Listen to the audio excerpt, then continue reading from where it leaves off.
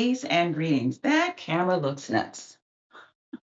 Let's see if it makes a difference. Okay. So, helping our children know themselves. Um, and this is something that I get asked a lot, and I'm sure any homeschooling parent gets asked these questions a lot. So this will also give me a space to share this and um, prayerfully answer some folks' questions when they have questions. So, a little background about me. I think I'm just going to use this top lava to cover my lap. Okay, better. Okay, so I went to school and studied English and education. I graduated with a master's in teaching and went on to teach in elementary schools. Um, I am I was certified in K through 4 and 6 through 12 English elementary education. Okay, so I give that background because even with that being my background and what I learned, my children have never stepped foot into a public school. Because I taught in a public school, and I was like, "Ooh, I don't think I can raise people in here." So when we look at helping our children choose themselves, know themselves, not seek the respectability of someone outside of us, it is important that we are healthy ourselves. I just hit the mic. That we are healthy ourselves. So, one of the first things when I started moving forward and homeschooling our children that I learned was from Dr. Samori Kamara, who has, so I'm going to drop a whole bunch of names in this and a whole lot of resources, and I will put the links in the description. So, starting with Dr. Samori Kamara has an academy called Kamali Academy, which is online, but he also has a wealth of curriculum, which is also available online, which you can receive physically in your hands and you can also receive digitally as a PDF. But what Dr. Samori Kamara said was that you, as the parent, as the grandparent, as the auntie, as the uncle, as whomever, you are the curriculum. So there is no magic box of curriculum to hand to our children to make them self aware and self affirmed if we ourselves are hating ourselves, if we ourselves are walking around still saying things about our complexion or our hair or the way somebody talks, if they talk too black or they talk too white or whatever, if we're doing those things, there's no magical box of curriculum that is going to help our children. So you and I are the curriculum first. I have to be okay with my hair and my skin and my hips and my lips and all of those things for my children to be like, okay, so Black women love themselves. Okay, I can love Black women. I can love myself. All those things. I'm a young Black man. I want to be with a Black woman. All of those things come from the parents, it comes from their examples. So we hear, know thyself. We hear, as a man or woman thinketh, so he or she is. This is a quote from Nana John Henry Clark, and it says, "Powerful people never educate the people they oppress, because once you are truly educated, you will not ask for power, you will take it." And that's wonderful, Nana, because once you're truly educated, you realize that there's no power anyone else can give you that you do not already have. So when we make sure that we are the curriculum, our goal in our children's education, because if maybe some of us were not raised, I have a couple of friends who are very blessed to be raised in African centered education. And so the wealth they're handing to their children, they receive that themselves. And for many of us who were not raised in that fashion, some of us were blessed to receive. I grew up in the south suburbs of Chicago, so the Johnson Publication Company was doing Black Like Me and all these what is it, 100 Great Negroes, all these different books that my parents brought in the house. And when I was a child, the pictures that I saw in church were all Black people. The celebrations that we had supported all of those things, but the education my children have received is beyond what I received in public school. Deliberately, because we want our children to be 2.0, 3.0, 4.0. They want to to move beyond us. So we want to know ourselves and be us facing. So my child asked me, because this is there are some we've studied jazz before, and there are some videos that you can look at on jazz that are very white and European facing. They will only start with where jazz was picked up or learned in Europe. They don't start with the roots. They don't start with the drums. They don't start with uh, the blue notes, any of the things that originate with us, with horns, with any of those things. What they start with is what it looks like in Europe. So our goal in education is to start facing us. Until you know who you are, you really can't interact with anyone else, which is what makes it so easy to go become the good girl or go do the respectability politics. Because if I don't know who I am, someone else can graft their idea onto me and I'll go, okay, maybe that's what I should be.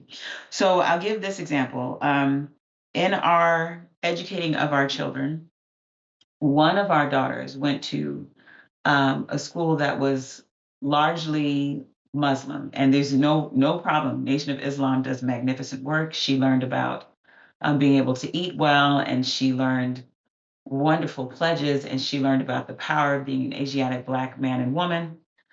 She also heard a lot about not being something else. And there was one day, she was very little. There was one day she was about 3, and she was talking about Europeans like they were superheroes, because the intention was to show her, you are an African girl. This is these are the things that you do. You are not this. But the focus was so much on you are not this, that she had attributed a great deal of power to what she was not.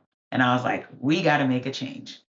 so so when we interact well with ourselves, when we are intact in ourselves and interact well with the environment around us, starting with our communities, then we are secure and we can step outside of our communities, rooted firmly in ourselves. And the best example that I have of that is my nana, my mama's mama, and I'm sure my nana's mama and sisters make yeast rolls.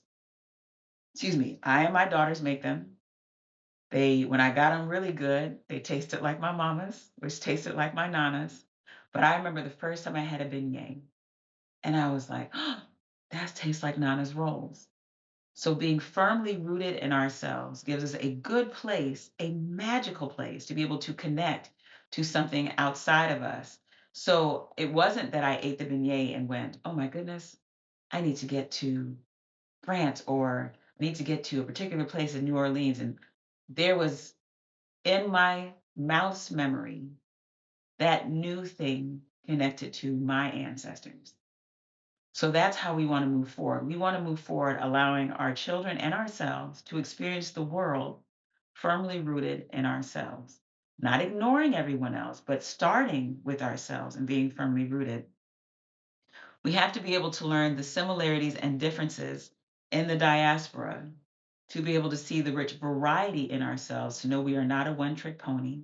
We are not one size fits all. It is not one story for all of us. Um, and it's a beautiful thing. It is a beautiful thing to be able to. Oftentimes, when we are in various communities, there may be people who are Yoruba, um, Akan, um, maybe Asar Set. There might be Sangoma priests from South Africa. And when we're in these spaces, especially if there are spaces where we can share ritual, we can see the similarities and the differences in the ritual. And so, what it does is it makes our understanding that much richer. It makes our appreciation that much deeper. It makes our ability to, it's almost like, it's almost like you come together to have a potluck and everybody cooks their best dish.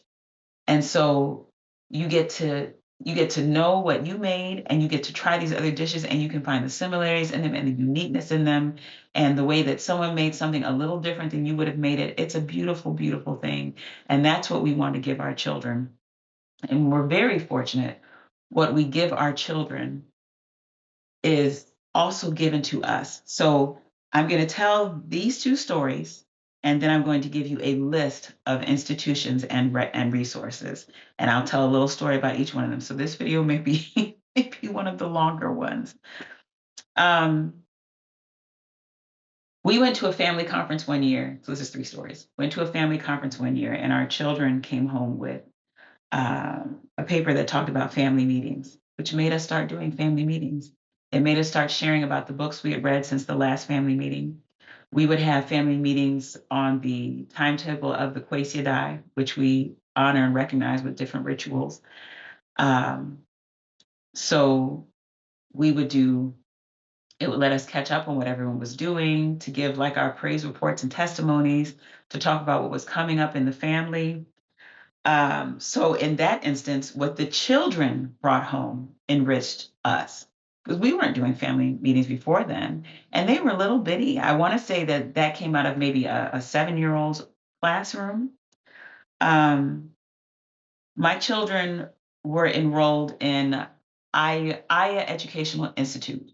So that's a name, Aya Educational Institute, which was founded by Baba Wakesa and Mama Afia Madzi Moyo, and ran for about 20, almost 30 years, 25 to 30 years. Um, the first time that my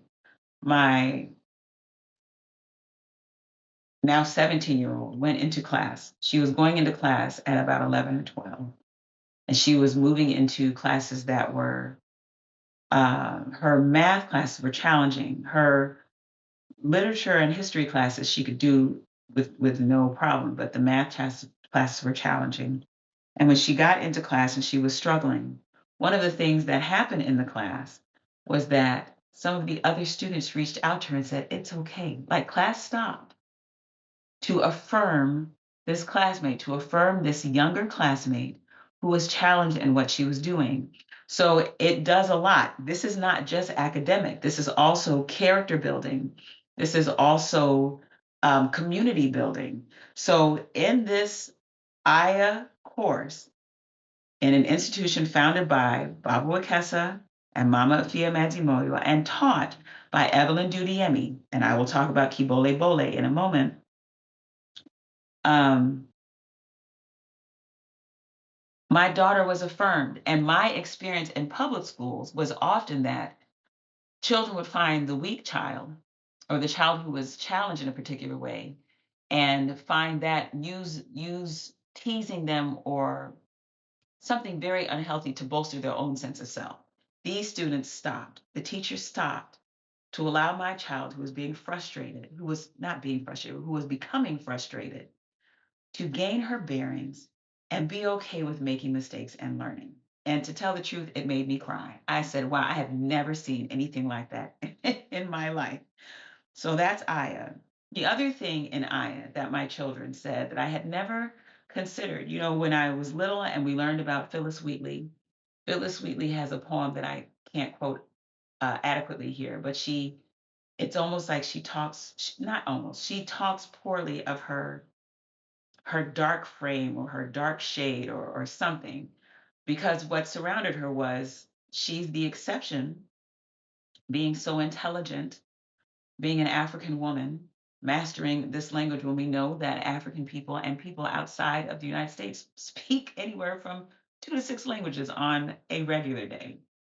Um, so, with that hanging in the back of my mind, it's always easy to say something's there's trouble with this Black experience. There's difficulty in this Black experience. What is wrong with having this Black experience? And one of the things that my children received was, there's absolutely nothing wrong with being African and being Black. The problem is that the environment is unhealthy. It's not us. The question is not what's wrong with being Black. It's what's wrong with all these other things, that magnificence of being me is challenged, but not that there's anything wrong with me. And that reframing was monumental for the children and for me. I appreciated hearing that. I talked to you about Mama Evelyn Dudiemi and her husband Baoku Dudiemi run Kibole Bole Academy. And Kibole Bole is a school for middle schoolers. It has existed for a while. They are studying uh, literature, our story, history, math, and science. And my 12-year-old son is learning about AI and can it think, about the uniqueness in human thought, actually looking at how AI functions, how it is trained, how it will map out a path, and that's his connection to math. So he's studying those things that my father, who's an engineer, said I need to review this, things that I have never seen in math at my big old age. He's also reading Things Fall Apart. My son is reading Things Fall Apart at 12. That is something I did not read until I was about 18 years old. So he's studying that book and making connections to the culture and the land that are in the book. So that's Kibole Bole. This will also be in the description.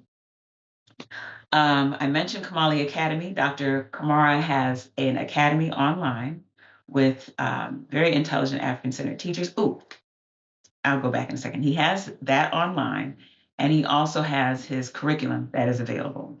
I have to go back to Aya though, real quick.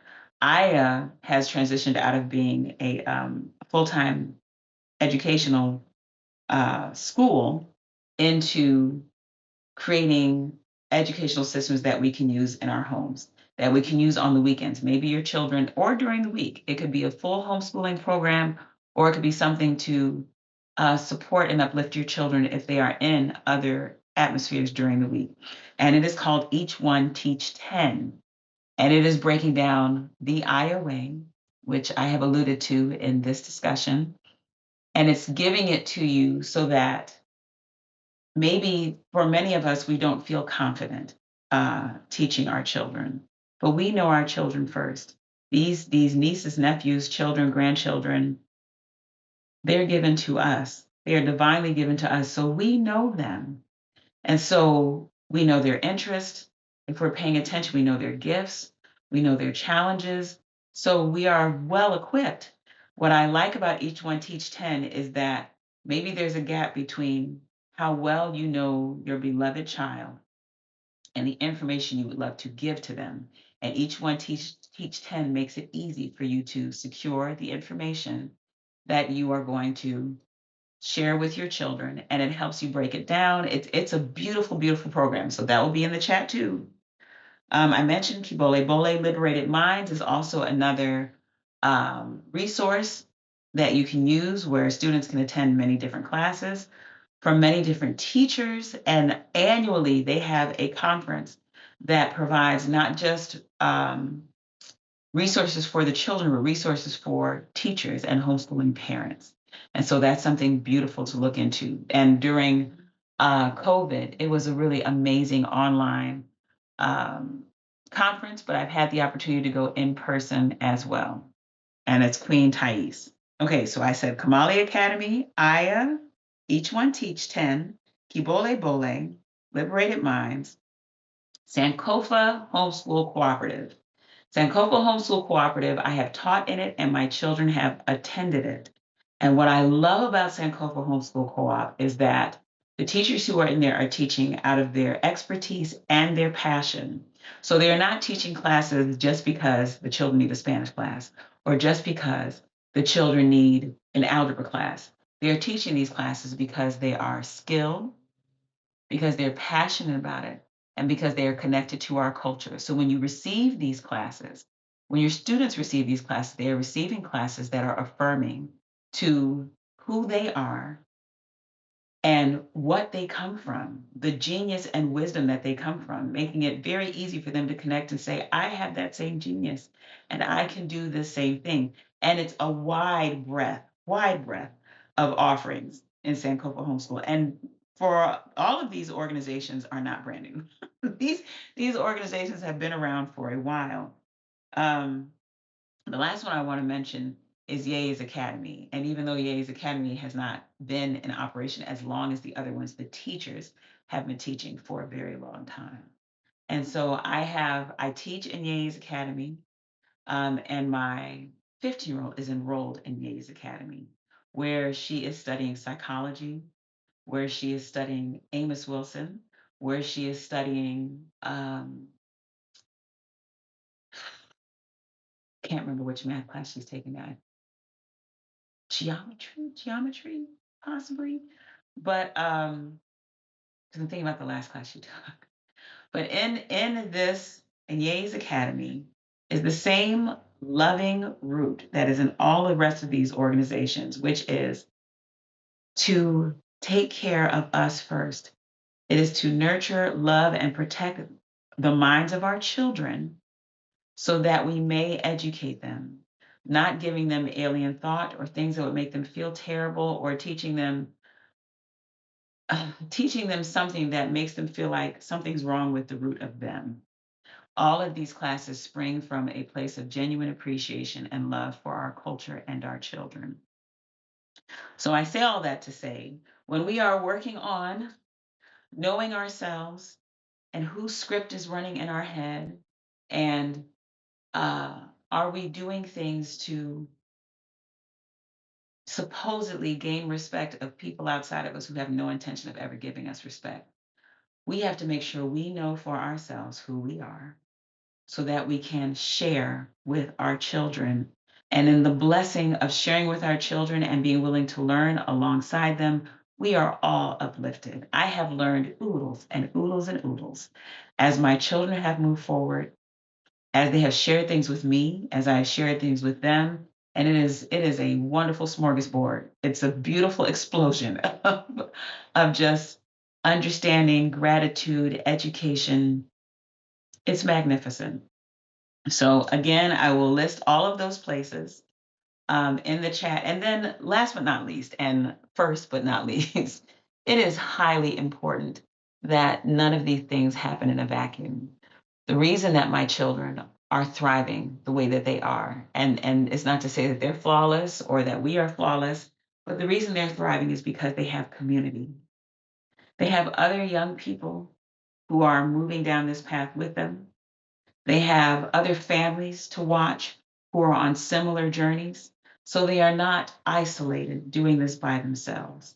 They are able to they're able to talk to friends, and they're able to make jokes that actually relate to the culture that we're studying, jokes that other people may not get, but that they get. And they're some of the most intelligent ignorance I've ever heard in my life. It's marvelous. So it is very, very important that they have community and that you have community. Everything outside of us works very, very hard to dismantle our sense of self and our sense of pride and our inner strength and our inner knowing. So we have to make sure that we have communities around us that support us. In creating this, I want you to have this online community, but you still need tactile, touching, listening to, sharing space community to grow in. So please make sure that as you are connecting to these different organizations, they have meetups, they have places where the parents connect, where the children play, where field trips are had. I'll probably see you at a couple. Sankofa Homeschool Co-op is really masterful if you're in the DC, Maryland, Virginia area of putting together marvelous field trips where we can connect as parents and as children. So this is Reverend Akomfo Mwalimu Yogi, Sister Mama Adia, saying, know thyself. And I will end with Nana John Henry Clark's quote again: powerful people never educate the people they oppress, because once you are truly educated, you will not ask for power. You will take it. See you tomorrow.